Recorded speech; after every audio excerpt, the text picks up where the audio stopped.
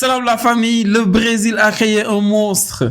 8-0 face au Kenya, 8-0 les gars, est-ce que vous vous rendez compte? L'Afrique est prévenue, le continent est prévenu, le Bénin, le Botswana, même la RDC, oubliez ce qui s'est passé au stade dématrialisé.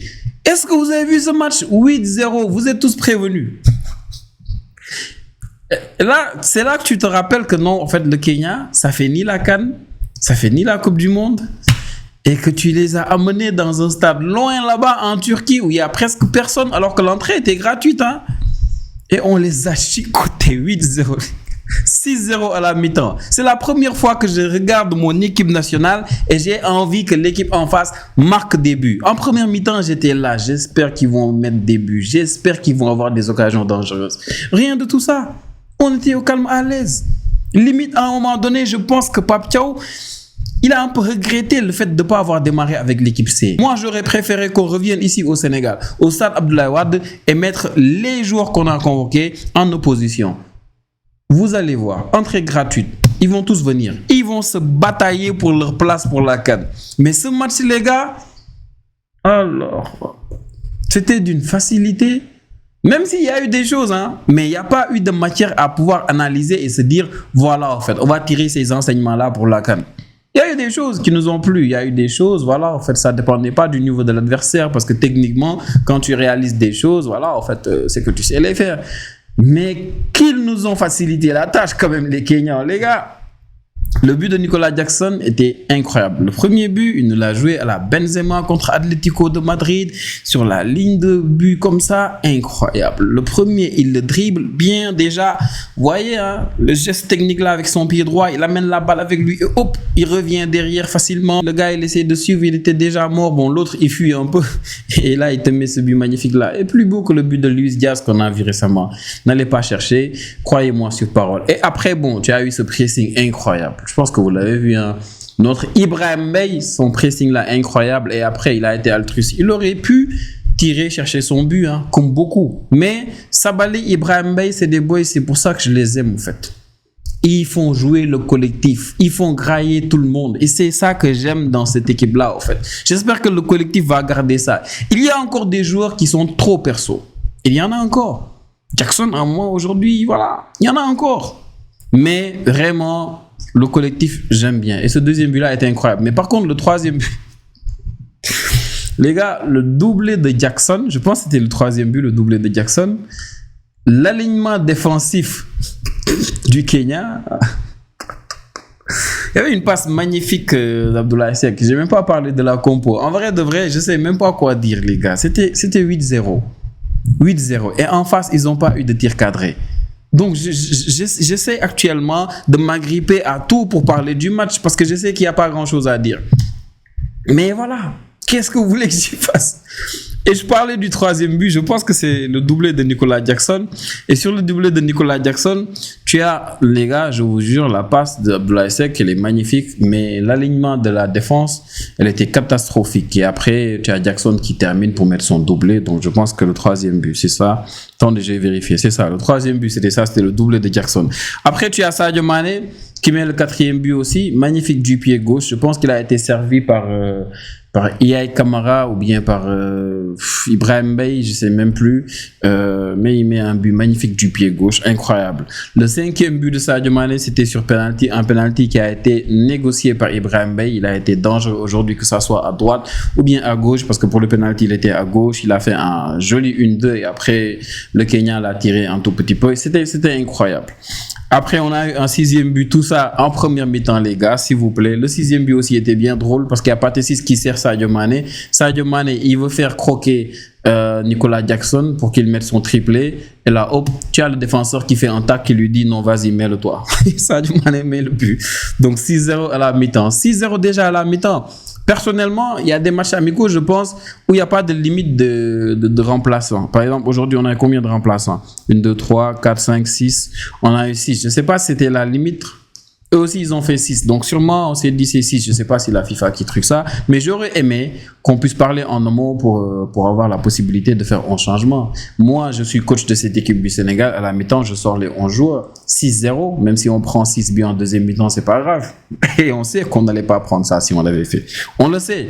Bref, en deuxième mi-temps, on a fait des changements. En deuxième mi-temps, tu as eu Boulaye qui est venu à la place de Sadio Mané, Rassoul Ndiaye qui est venu à la place de Pape Gueye. Il y a aussi Mamadou Lamine Camara de Berkane qui est venu à la place de Mamadou Sarr. Mamadou Sarr qui avait démarré à gauche. Donc je ne vous ai même pas parlé de la compo de départ. La compo de départ, c'est Mamadou Sarr à gauche, sauté du 4-3-4-3, Mamadou Sarr à gauche, Koulibaly au milieu. À droite, on a eu Abdoulaye Seck. Et au milieu, on a eu Pathé 6 avec Pape Gueye. Pape Gueye, l'incontournable. Et on a eu El Hadj Malick Diouf là à gauche. À droite, on a eu Yaye Camara. Et moi, en fait, cette trêve-là, mon objectif, c'était de voir Yaye Camara, qui a démarré, comme je vous l'ai dit, dans le 4-3-4-3, là, celui qui a démarré à droite. En haut, on a eu du Ibrahim Mbaye à droite, à gauche, Sadio Mané, après Jackson. Donc, je disais, mon objectif, c'était de voir Ibrahim Mbaye, Yaye Camara, malheureusement aussi Assane Diao qui est parti et Mamadou Sarr. Parce que tout le reste, on les a déjà vus, on sait un peu. Peut-être Rassoul Ndiaye qui est venu en deuxième mi-temps, on ne savait pas trop. Autant j'aime dire qu'on n'a pas trop d'enseignements à tirer de ce match-là, autant Rassoul Ndiaye et beaucoup d'autres joueurs. Rassoul Ndiaye, par contre, on va en parler après. Bref, c'était du 3-4-3. Donc, mon objectif, moi, cette trêve-là, c'était de voir ce qu'on peut faire contre le Brésil et ce qu'on peut donner du temps de jeu contre le Kenya.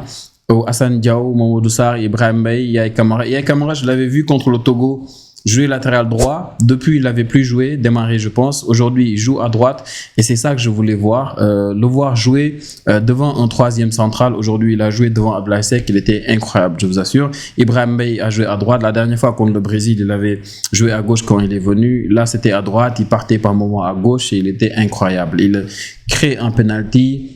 Il fait une passe décisive aussi à... pas Nicolas Jackson, à El Hadj Malick Diouf, et c'est lui qui met ce but-là du pied gauche. Je pense que c'était le septième but. Ouais, le septième but, c'est lui qui le met du pied gauche. Incroyable. Donc, c'est ces jours-là que je voulais voir. Mamadou Sarr aussi, le match qu'il fait à gauche, limpide. Pas d'erreur, même si il n'y a pas eu d'adversité. Donc, je ne veux pas trop m'avancer. J'ai eu des amis qui m'ont dit, ouais, lui, ça se voit, il va faire sauter Niakhaté. C'est le genre de match où tu n'as pas trop envie de t'avancer au fait sur certaines choses. Donc moi, j'ai pas envie de trop m'avancer. On l'a vu une mi-temps, pas d'erreur manifeste. Quelquefois, eu mal peut-être à sortir vite fait la balle. Bon, il a dégagé, c'était pas compliqué pour lui, mais en face, il n'y avait rien au fait. Il était comme en club. Voilà, simple, incroyable et voilà, en fait, sans plus. Donc, on va attendre peut-être un match un peu plus sérieux, peut-être pour nous avancer un peu sur ça. Et Assane Diao, qui malheureusement est parti, je pense que si Assane Diao était là, c'est lui qui allait démarrer à la place de Sadio Mané. Maintenant, Yehvan Diouf, les gens ont trop parlé de Yehvan Diouf. Moi, je pense que le fait de voir Mory Diaw contre la Mauritanie, c'était déjà clair que c'est peut-être lui le numéro 2. Yehvan Diouf, si je ne me trompe pas, le seul match qu'il joue, c'est contre l'Irlande. Avant l'Angleterre, le match amical qu'on avait joué contre l'Irlande, il avait joué tout le match. Et depuis lors, je pense qu'il n'a pas joué. Même si je pense qu'il est meilleur que Mory Diaw. Actuellement, on dirait que Pape Thiaw, c'est vraiment lui son numéro 2. Donc, si Mendy il démarre et que finalement on n'a pas Yehvan Diouf ni Mory Diaw, bon, on a qu'à nous dire que peut-être c'est le classement FIFA qui inquiétait Pape Thiaw, ou bien que Pape Thiaw ne s'attendait pas lui aussi à ce 8-0 là. Et quand je vois la compo, les changements à la mi-temps et ce qui s'est passé aussi en fin de match, les autres changements et tout ça, je me dis qu'il s'attendait peut-être pas à ça. Je pense que voilà, avant le match, il n'a pas dit aux joueurs on plie ça en première mi-temps et je sors Sadio Mané et le tournoi. Je pense pas. Je pense vraiment pas. Bref. À part ça, il n'y a pas grand-chose à dire, les gars. Après, il y a eu le 7e but. Le but de Chérif Ndiaye, c'est lui qui crée son penalty. Est-ce que même penalty il y a? Je ne sais pas. C'est lui qui crée son penalty et c'est lui qui le met. Donc, 8-0, les gars, dans la plus grande des facilités. Et le meilleur Kenyan au stade, c'était même pas un joueur. C'était un supporter. Quand il y avait 3 ou 4-0, je l'ai entendu crier « Oh my goodness !» Les gars, je vous assure, le match d'aujourd'hui, en fait, j'ai juste rigolé tout le match. Moi, j'étais plus focus sur tout ce que j'entendais en bas, en fait, parce que près de la caméra, parce qu'en premier mi-temps, il y avait quelqu'un seulement qui filmait. On n'avait pas d'autres angles, hein. Il n'y a qu'un seul gars qui filmait. Tout était bien contrasté. El Hadj Malick Diouf, il était tout bleu. Voilà, c'était un match bizarre. En deuxième mi-temps, on avait plus d'angles. Donc, même si, bon, à un moment donné, le carton jaune du gars du staff là, bon, le carton rouge, double carton jaune en 10 secondes qui s'est pris là, il a fallu chercher vraiment beaucoup d'angles pour trouver l'angle de la faute et tout ça. Et ça m'a fait rigoler, mais au moins, en deuxième mi-temps, on a eu, j'ai l'impression, 2 caméras en bas, une caméra en haut. On a eu 2, 3, 4 angles tranquilles, quoi. Mais en première mi-temps, les gars, une seule caméra. Et je vous assure, il y a une dame et un gars, un vieux qui parlait. Peut-être la RTS avait retransmis en direct, je sais pas trop, mais allez voir. Vous allez rigoler, les gars. C'est eux qui m'ont plus gardé dans le match que vraiment les commentaires ou bien autre chose. Parce que les commentaires, les gars, Ibrahim Bey, il fait la passe à El Hadj Malick Diouf. Le gars, il sait même pas qui fait la passe, il sait même pas qui met le but. Donc, il se tâtonne 1, 2, 3, 4. En fait, c'était juste un match drôle. Pour moi, l'organisation était terrible. Le match était vraiment, en fait, même si, bon, après le Brésil, après les 2-0 qu'on a pris, excusez-moi, il nous fallait un adversaire pour retrouver la confiance. Mais pas à ce point, quand même. Comme les gars. Il nous fallait un adversaire pour retrouver la confiance. Et ça, je suis d'accord. Ça fait plaisir, c'est bien. Mais quand même pas ça. Pas ça. 8-0, c'est un record apparemment. Apparemment, la dernière fois qu'on a mis autant de buts, bon, le record, c'était les 7-0 apparemment contre l'île Maurice. Ça, là, on bat le record. Peut-être qu'il y a d'autres records qui se cachent, mais ça, là, c'est clair. Donc, pas d'enseignement à tirer. J'espère qu'on va pas être là à dire que Mamadou Lamine Camara, il est ici ou ça. Rassoul Ndiaye, il est ici ou ça. Même si Rassoul Ndiaye, sur des actions, je l'ai trouvé, voilà, quoi. Boulaye Dia, tout ça, pour moi, voilà, quoi. J'ai juste trouvé, moi, Ibrahim Bey, dans vraiment comment il combinait avec tout le monde, il jouait bien, en fait. Ibrahim Bey, il y avait Camara déjà à droite, c'était top. Quand il rentrait à l'intérieur avec Jackson, ça combinait bien. Pourtant, même Boulaye Dia, quand il est venu en deuxième mi-temps, il combinait bien avec Nicolas Jackson, bizarrement. Donc, il y avait beaucoup de choses que j'ai jugé vraiment être très bien, mais voilà, pour moi, la formation, il faut la garder parce qu'il y a des équipes qu'on va jouer à la CAN, on aura besoin de ce genre de formation-là. Maintenant, bon, pour l'adversaire aussi, bon, ça n'a pas aidé, mais heureusement qu'il y a un autre match apparemment avant la CAN qu'on va jouer ici au Stade de l'adversaire est à définir.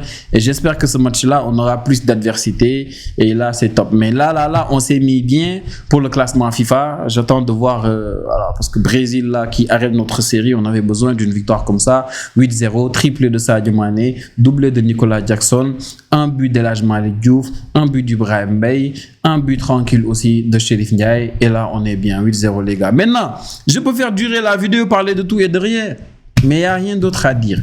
Si je dis autre chose, voilà, en fait, c'est juste pour faire durer. Mais très sérieusement, il n'y a pas grand-chose à dire, les gars. C'est 8-0. Maintenant, il y a une seule chose peut-être que j'ai oublié de dire. C'est merci. On est 3000 maintenant sur la chaîne YouTube, les gars. 3000 abonnés, je ne sais pas si vous vous rendez compte. 3000, c'est 3 fois 1000. Je ne sais pas si vous vous rendez compte. C'est 3 fois 1000.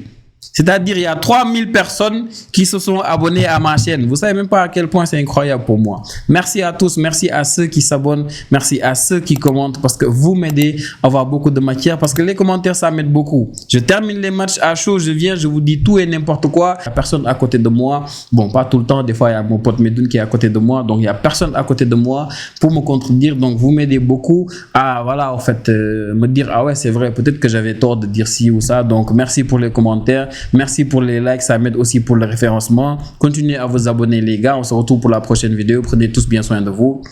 Ciao, ciao.